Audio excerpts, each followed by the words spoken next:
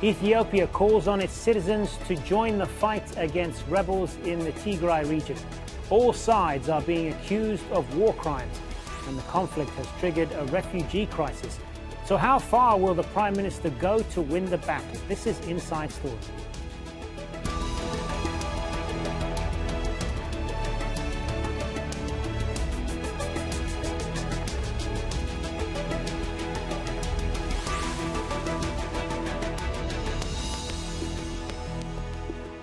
Hello and welcome to the program. I'm Hazem, Sika. Ethiopia's Nobel Peace Prize winning Prime Minister is raising the stakes in the battle for Tigray. Abiy Ahmed is urging, in his words, all capable Ethiopians to join the army and stop the region's rebels once and for all. Abiy launched an offensive last year against the Tigray People's Liberation Front, or TPLF, but the government troops have struggled to hold back the rebels despite help from neighboring Eritrea. Thousands of government supporters rallied earlier this week to denounce the TPLF and reject foreign criticism of the conflict.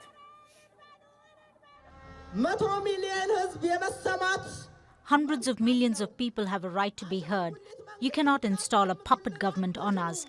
The leader of Ethiopia is a leader chosen by Ethiopians and not a government that's forced on us. On our soil, no puppet governments will be established.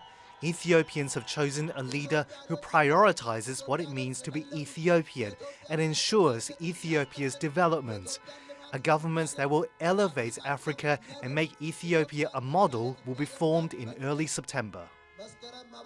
Well, the TPLF dominated national Ethiopian politics for 30 years until Abiy Ahmed became Prime Minister in 2018. The violence is partly a result of a power struggle. At the end of November, the government announced its forces had taken control of Tigray's regional capital, Mekelle.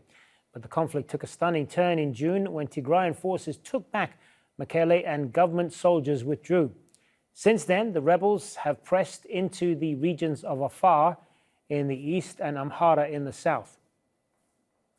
2 million people have been forced from their homes, with more than 50,000 escaping to neighboring Sudan.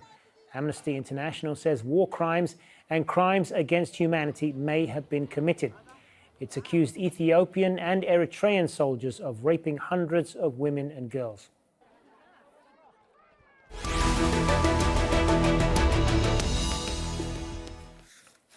Well, let's bring in our guests now to talk more about this. From London, we have Donatella Rivera, Senior Crisis Advisor in the Crisis Response Program at Amnesty International. In Addis Ababa, Samuel Getachew, independent journalist. And also from London, Martin Plaut, Senior Research Fellow at the Institute of Commonwealth Studies at the University of London. Thank you all for joining us. Just to let you know, the Ethiopian government and the Tigray People's Front didn't respond to our requests to join the panel. But let me start with you, Donatella Rivera. We mentioned there the humanitarian crisis and this report from your organization about the possible crimes that are taking place there. Just talk to us a little bit more about that and the extent of it.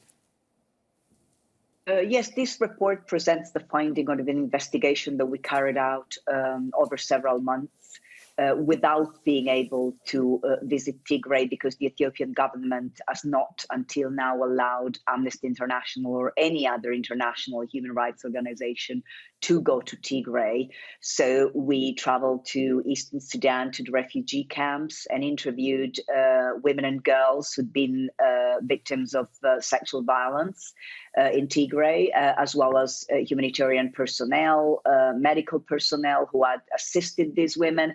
And we spoke to dozens of other women and girls in Tigray by phone, really only during that window of opportunity when it was possible to connect to people in Tigray via the phone.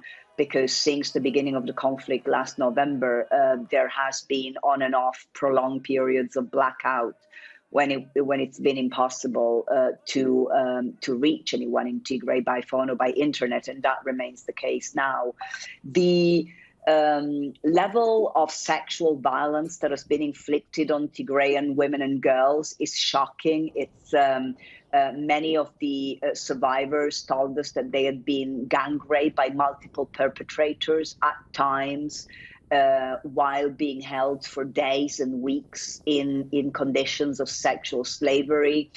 Several were raped in front of their children or other family members, and very often the rapes were accompanied by other forms of torture and ethnic slurs, death threats, beatings, mutilations, attacks, assaults that seem to be really aimed at inflicting maximum physical and psychological damage on the survivors, because of the nature of the gratuitous and sadistic physical brutality and the threats and degrading and humiliating treatment that was going with those atrocities. The scale of the violations is very significant.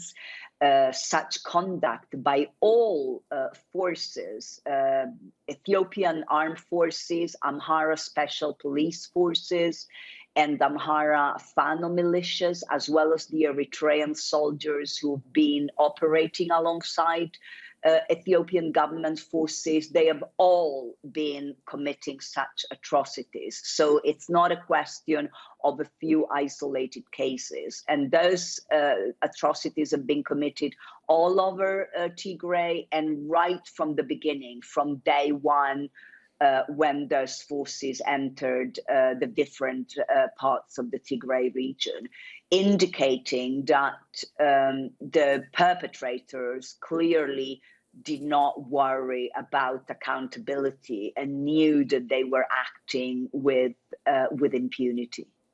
Oh, you mentioned there the lack of accountability. So what are you calling on now from the international community to address this? Well, obviously, the first address is the Ethiopian government. It is the responsibility of the Ethiopian government to ensure that these allegations are independently and impartially investigated and promptly, because we are 9 months into the conflict, and that those responsible are brought to justice, and that the survivors are able to receive the medical care and psychosocial support that they need after the ordeals that they've lived through. We're also calling on the African Union as a very important regional player to use its good offices with the Ethiopian government to ensure that it does the right things, including allowing the commission of inquiry that has been set up by the African Commission and rejected by the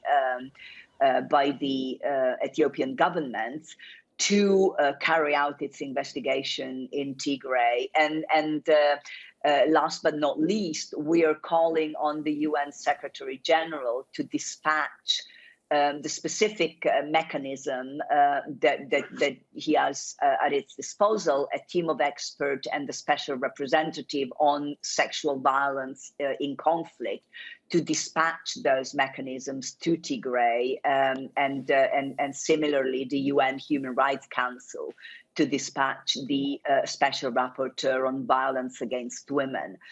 Because so far the international community at different levels has issued statements of concern and of condemnation about sexual violence in the Tigray conflict. But really 9 months on, the time for statement is in a way long over, and time for action is this is time to actually take concrete action to ensure that those responsible are brought to justice, which is an important deterrent, because the conflict is showing no signs of ending. If anything, the development over the last couple of days, indicate that the conflict is escalating and expanding to other areas, and for that reason, it is very important that all those who are involved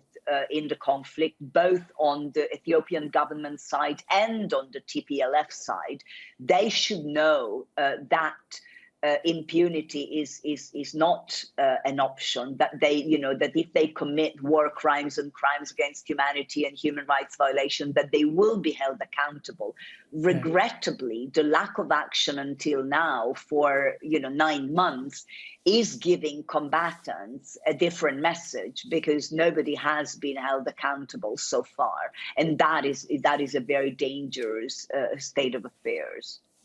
It certainly is. We want to talk more about that in a moment. But first, I want to turn to Samuel Getachew and come back to the Prime Minister's declaration the day before, in which he called on all Ethiopians, all capable Ethiopians, to join in the fight against the TPLF.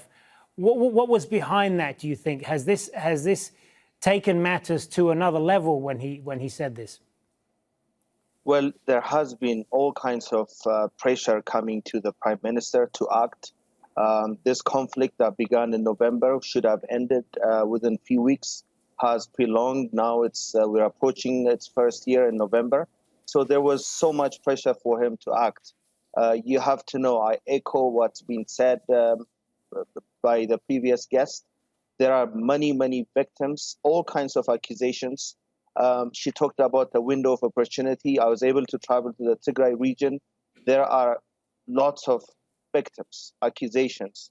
And the Ethiopian government has said they endorse the idea of the UN investigating this accusations with the help of the Ethiopian human rights. And I think that's the best approach.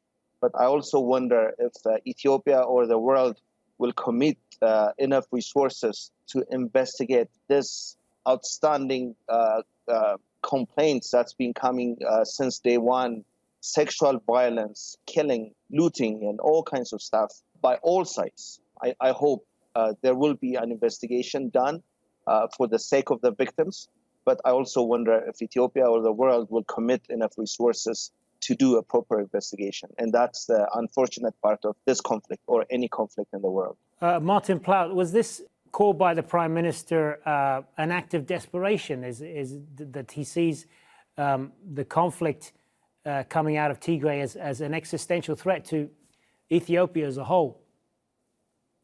Well, I think it is, because, he has, let's be honest about this. This is not just an Ethiopian conflict. When the war began, the Eritreans invaded from the north. Together with them were some 3,000 to 5,000 Somali troops who'd been brought in for precisely that purpose.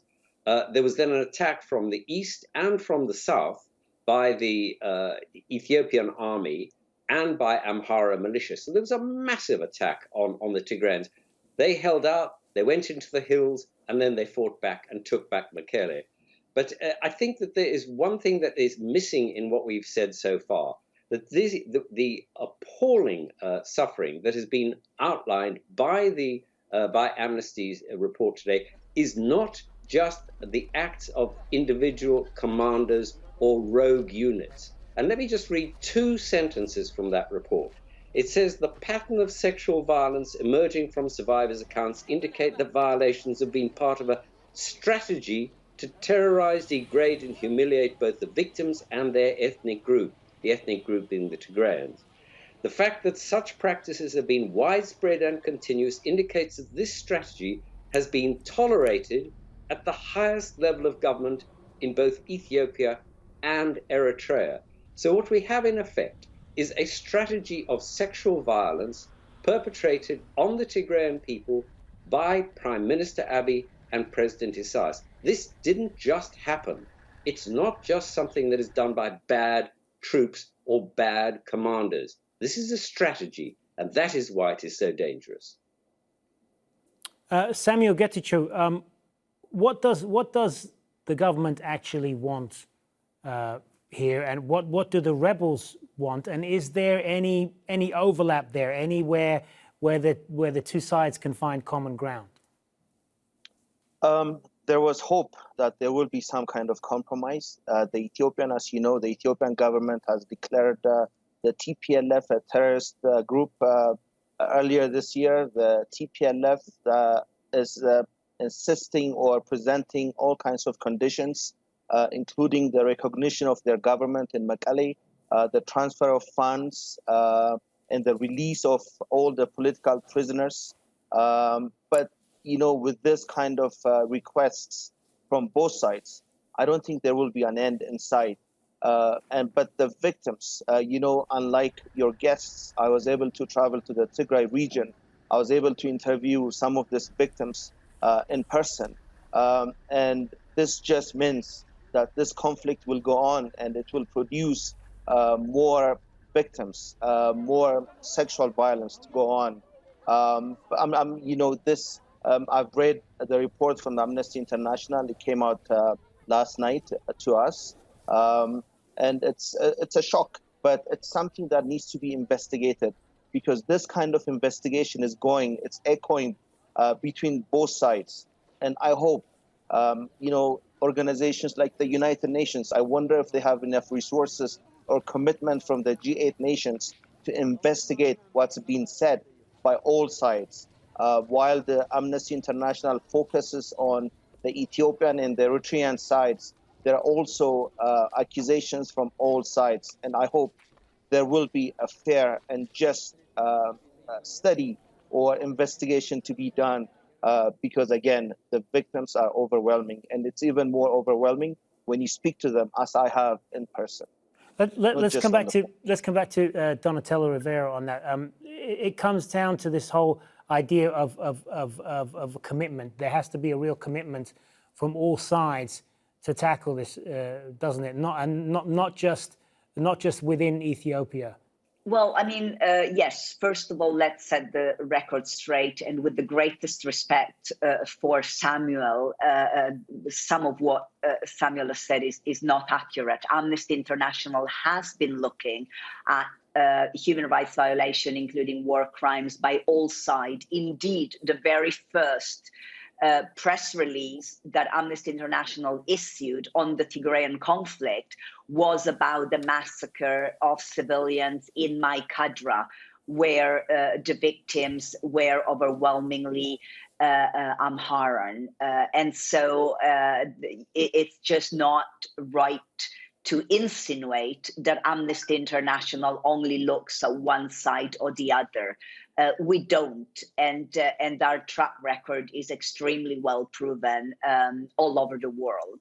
Secondly, I've also spoken to victims personally, those who are in the camps in Sudan, and I also and my colleagues would have liked to have gone to Tigray, as Samuel did.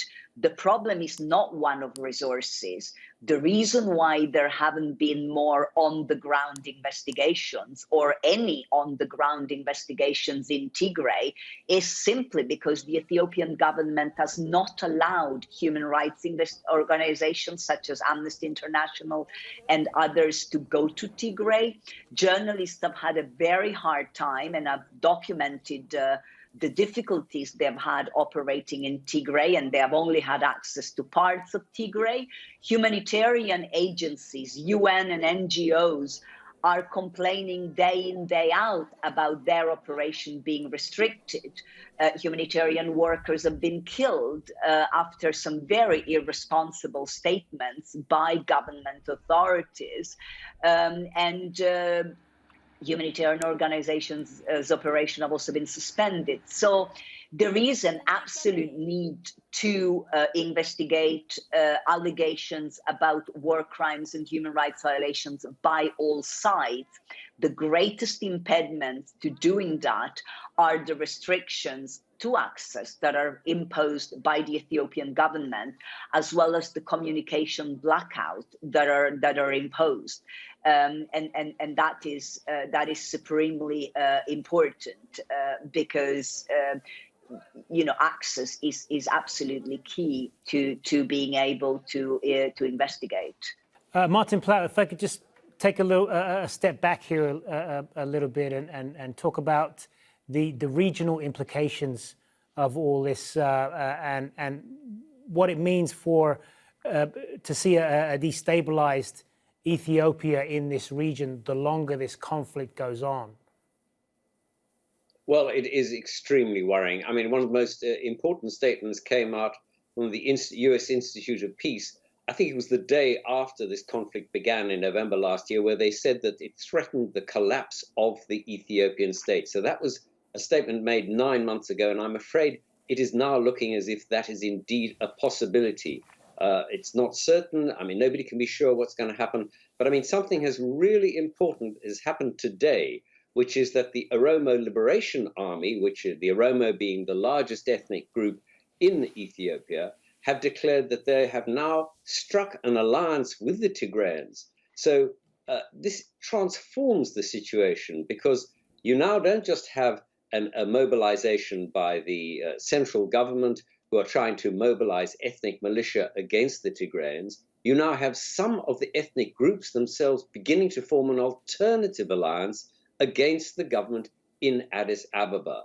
So you have a fragmentation and again a unification on different lines, which is happening right now.